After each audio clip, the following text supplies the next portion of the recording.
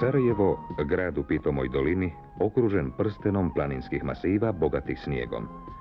Ove planine pružaju idealne uslove za zimske sportove od decembra do maja. Ovih dana, krajem avgusta 1981. Sarajevo užurbano gradi. Sve se priprema za uspješno održavanje 14. zimskih olimpijskih igara.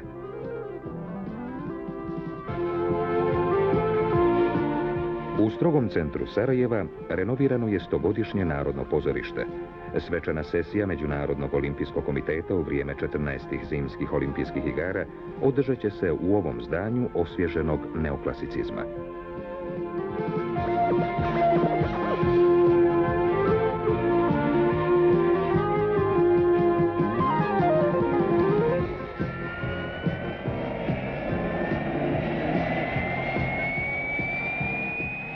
Olimpijska borilišta nalaze se u samom gradu i na okolnim planinama Trebeviću, Jahorini, Igmanu i Bjelašnici. Dvije moderne zgrade sa kapacitetom od preko 2000 ležaja i svim potrebnim sadržajima, u kojima danas žive studenti, služit će za vrijeme igara kao olimpijsko selo.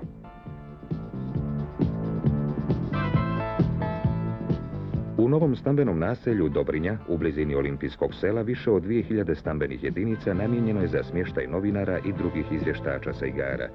Sve prostorije bit će funkcionalno namještene.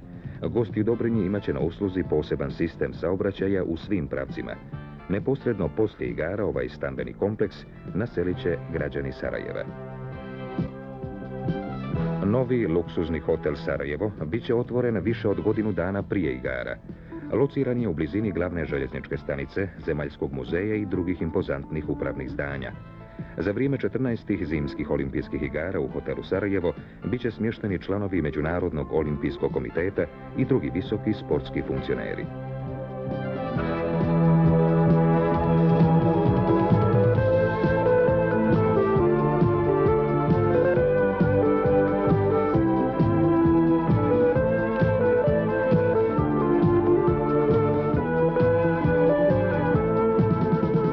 Od svih olimpijskih borilišta do sada je bila najpoznatija Jahorina. Na ovoj planini održavaju se već decenijama važna jugoslovenska i evropska takmičenja.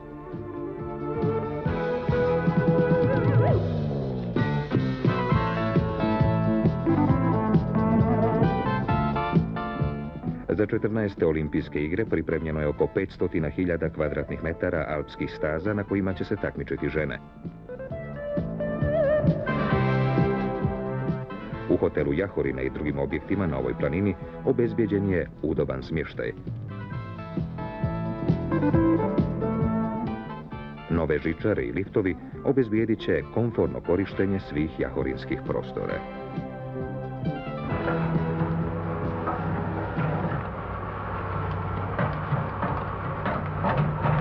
Najveća pažnja posvećena izgradnji nove brze smuk staze koja odgovara svjetskim standardima. Na smuk stazi, koja je ukupno duga 2041 metar, sa najvećim nagibom piste od 56 stepeni, atraktivno projektovani S-zavoj zahtijevat će od takmičarki maksimalnu vještinu i hrabrost.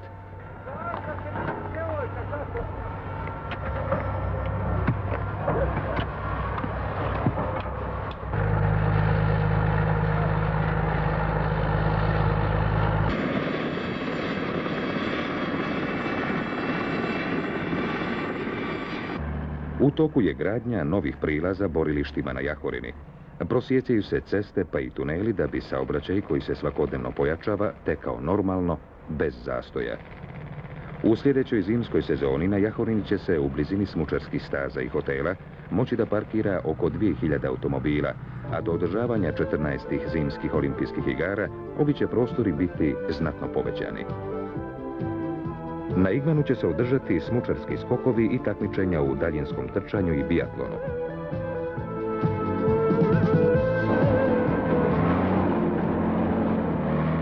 Na Igmanskom malom polju daleko su odmakli radovi na izgradnji 70 i 90 metarske skakaonice, kao i uređenja doskočišta i prostora za gledaoce u prirodnom amfiteatru.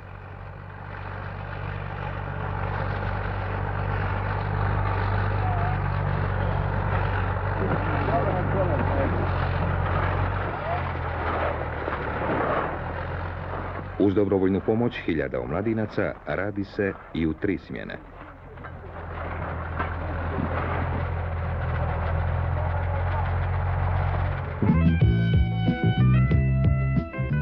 Pored postojećeg komfornog hotela Mrazište, ubrzanim tempom gradi se zgrada pomoćnog olimpijskog sela na Velikom polju.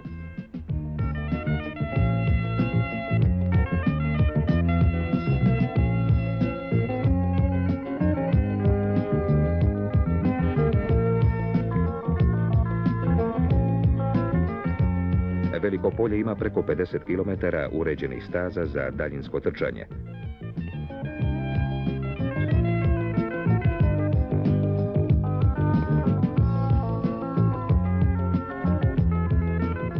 Moderno strelište sa 36 pozicija bilo je već vrlo uspješno isprobano za vrijeme svjetskog prvenstva u biatlonu.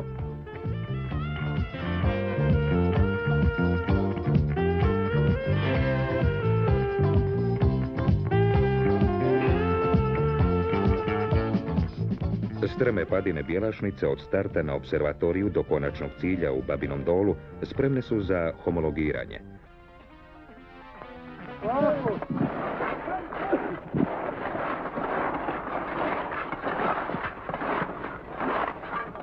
Duž staza koje su zatravnjene i koje presjecaju planinu na prostoru od oko 500.000 kvadratnih metara postavljene su potrebne instalacije.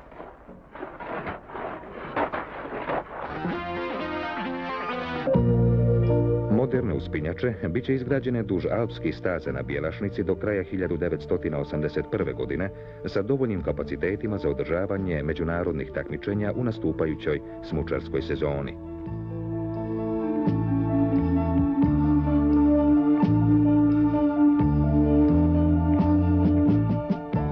Na cilju smuka u Babinom Dolu uskoro započinje gradnja pomoćnog prescentra.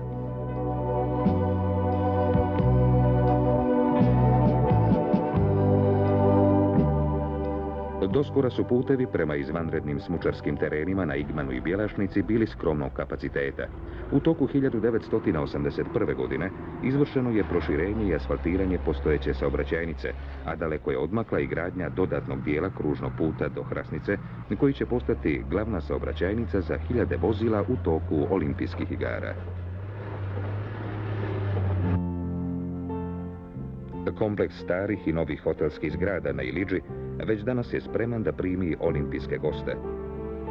U romantičnom ambijentu ove vijekovima poznate ljekovite banje ispod Igmana za vrijeme igara boravit će olimpijski izvještači.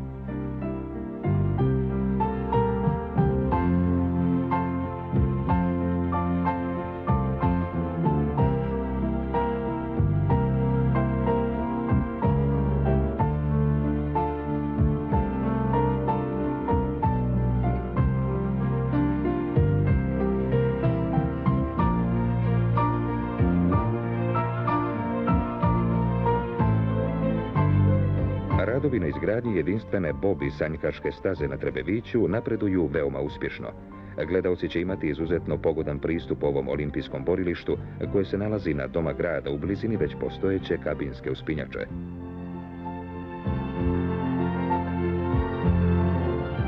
U postolimpijskom periodu oko ovih ledenih staza sagradit će se i drugi sportski objekti u okviru stalnog parka sporta i rekreacije namijenjenih za upotrebu preko cijele godine.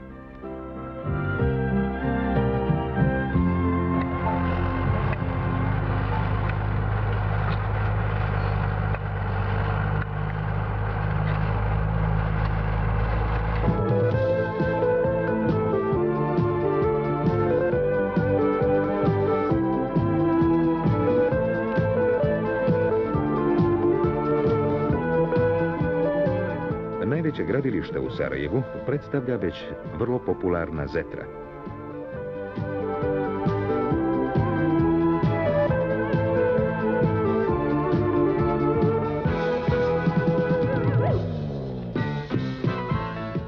Univerzalna sportska dvorana sa zaleđenom površinom za umjetničko klizanje i hokej na ledu primaće 8.500 gledalaca.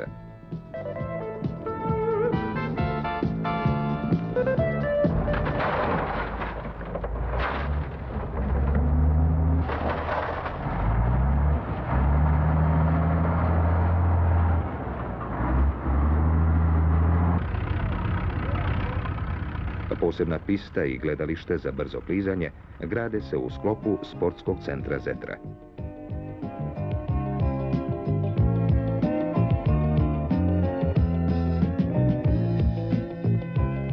Na ovom kompleksu izvršena je u rekordnom roku rekonstrukcija i proširenje stadiona Koševo, na kome će se pred 60.000 gledalaca održati svečano otvaranje igara.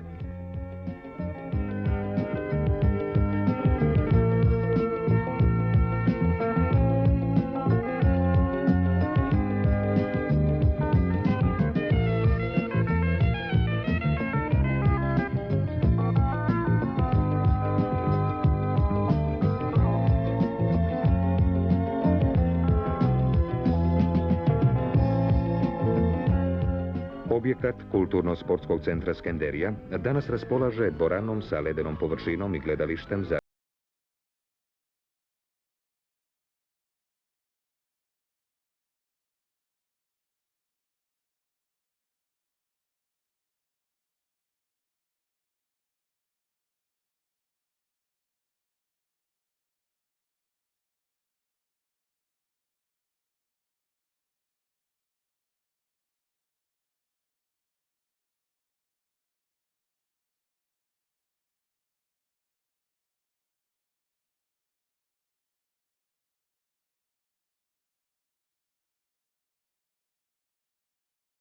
se odvija prema planu.